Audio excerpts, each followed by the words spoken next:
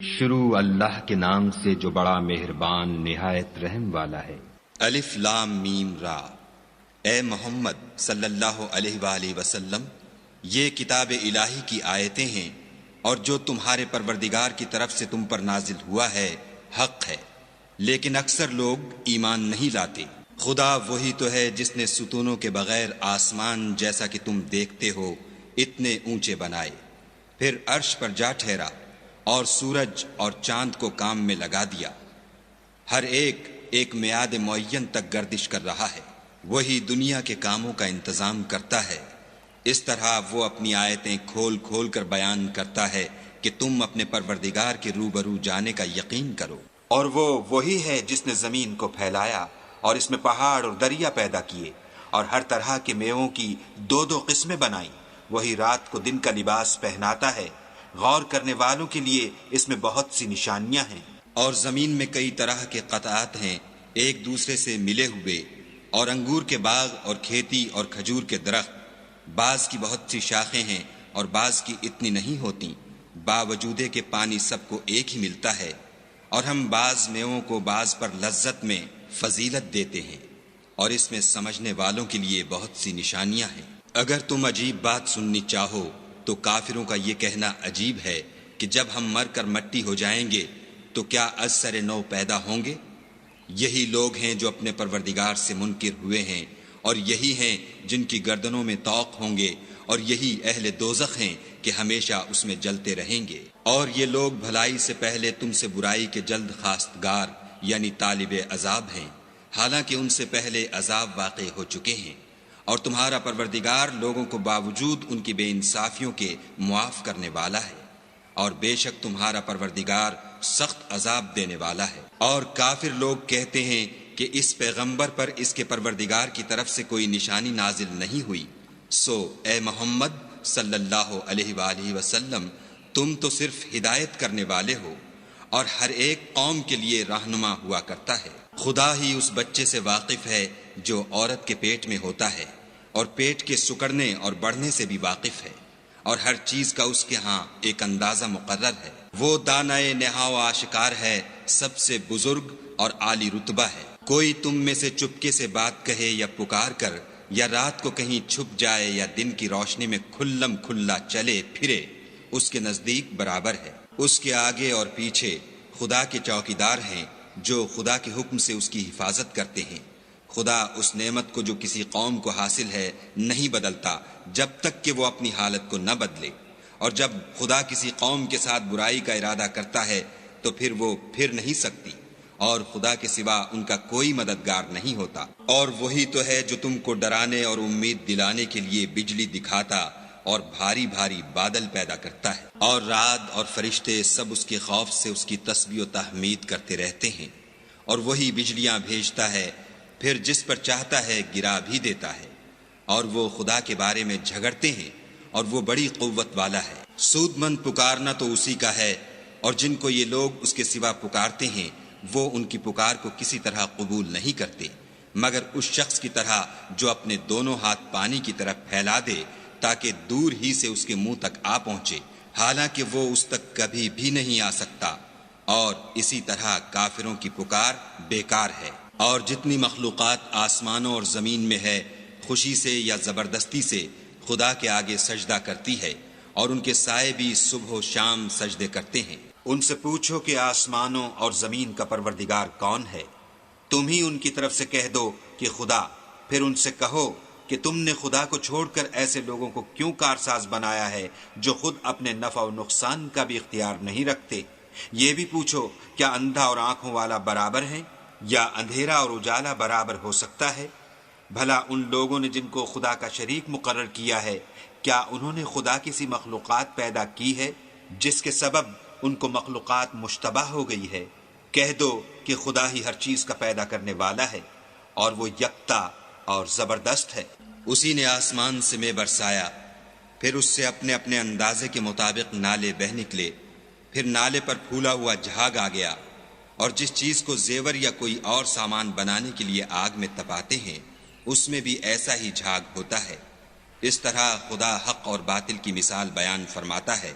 سو جھاگ تو سوکھ کر زائل ہو جاتا ہے، اور پانی جو لوگوں کو فائدہ پہنچاتا ہے وہ زمین میں ٹھہرا رہتا ہے۔ اس طرح خدا صحیح اور غلط کی مثالیں بیان فرماتا ہے تاکہ تم سمجھو۔ جن لوگوں نے خدا کے حکم کو قبول کیا ان کی حالت بہت بہتر ہوگی، اور جنہوں نے اس کو قبول نہ کیا، اگر روئے زمین کے سب خزانے ان کے اختیار میں ہوں تو وہ سب کے سب اور ان کے ساتھ اتنے ہی اور نجات کے بدلے میں صرف کر ڈالیں، مگر نجات کہاں؟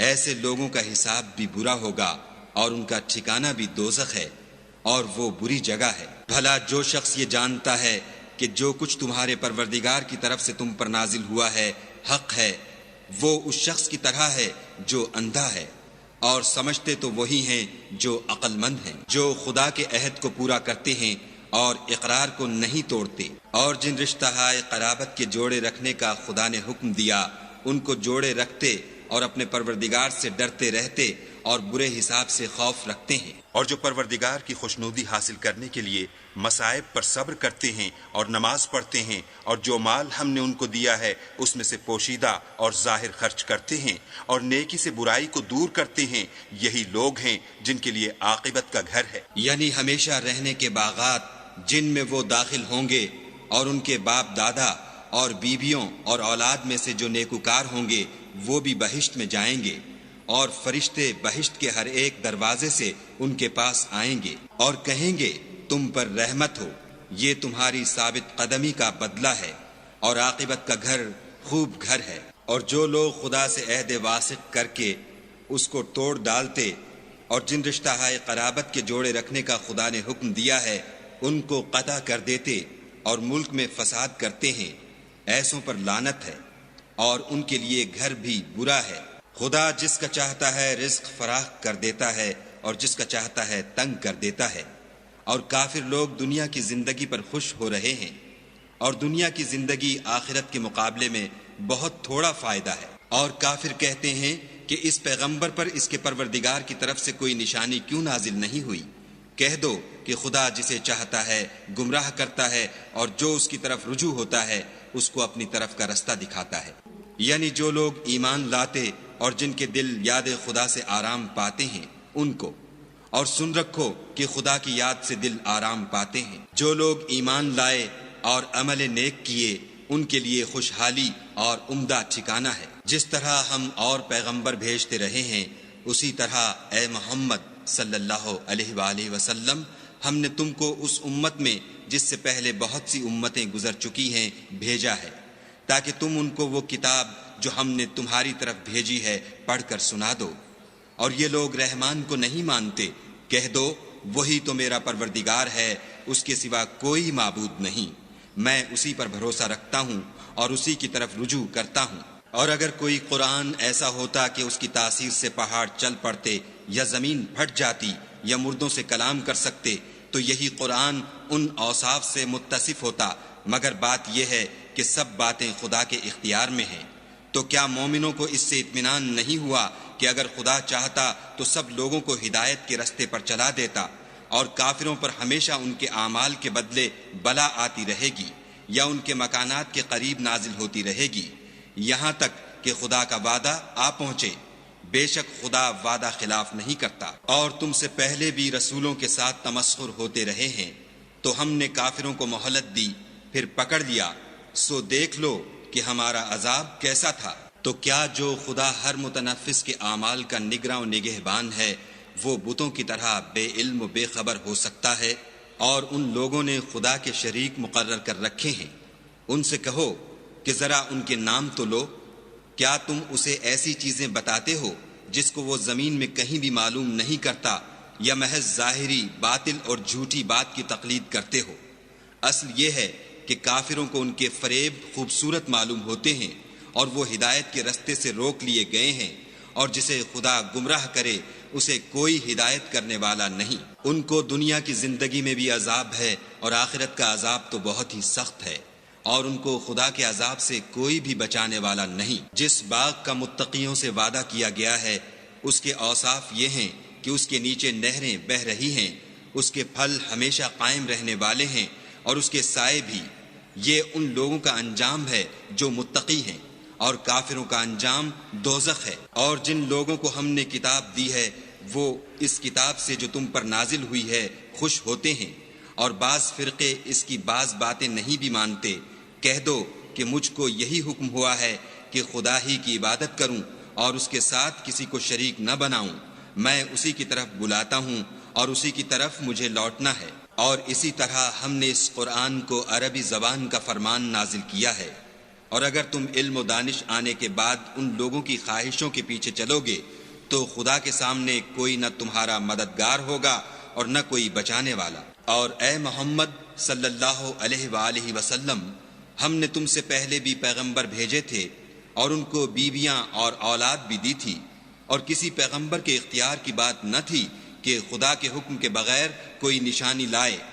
ہر حکم قضا کتاب میں مرقوم ہے۔ خدا جس کو چاہتا ہے مٹا دیتا ہے اور جس کو چاہتا ہے قائم رکھتا ہے، اور اسی کے پاس اصل کتاب ہے۔ اور اگر ہم کوئی عذاب جس کا ان لوگوں سے وعدہ کرتے ہیں تمہیں دکھائیں، یعنی تمہارے روبرو ان پر نازل کریں، یا تمہاری مدت حیات پوری کر دیں، یعنی تمہارے انتقال کے بعد عذاب بھیجیں، تو تمہارا کام ہمارے احکام کا پہنچا دینا ہے اور ہمارا کام حساب لینا ہے۔ کیا انہوں نے نہیں دیکھا کہ ہم زمین کو اس کے کناروں سے گھٹاتے چلے آتے ہیں، اور خدا جیسا چاہتا ہے حکم کرتا ہے، کوئی اس کے حکم کا رد کرنے والا نہیں، اور وہ جلد حساب لینے والا ہے۔ جو لوگ ان سے پہلے تھے وہ بھی بتہری چالیں چلتے رہے ہیں، سو چال تو سب اللہ ہی کی ہے۔ ہر متنفس جو کچھ کر رہا ہے وہ اسے جانتا ہے، اور کافر جلد معلوم کریں گے کہ عاقبت کا گھر یعنی انجام محمود کس کے لیے ہے۔ اور کافر لوگ کہتے ہیں کہ تم خدا کے رسول نہیں ہو۔ کہہ دو کہ میرے اور تمہارے درمیان خدا اور وہ شخص جس کے پاس کتاب آسمانی کا علم ہے گواہ کافی ہیں۔